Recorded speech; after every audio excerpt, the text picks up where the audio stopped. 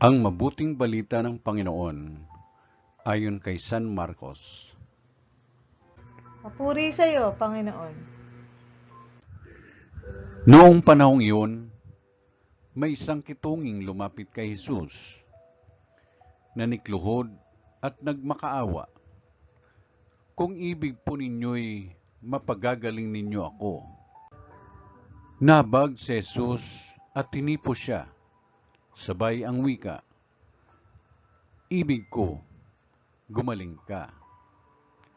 Noon din nawala ang ketong at gumaling ang tao.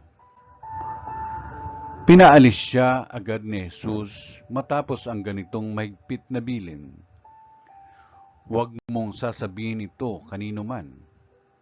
Salip ay pasuri ka sa saserdote. Pagkatapos, magandog ka ayon sa iniutos ni Moises, upang patunayan sa mga tao na ikaw ay magaling na. Ngunit umalis siya at bagkus ipinamalita ang nangyari. Ano pat hindi na hayagang makapasok ng bayan si Jesus. Naroon na lamang siya sa labas, sa mga ilang na puok, at doon pinagsasadya ng mga tao buhat sa iba't ibang dako. Ang mabuting balita ng Panginoon.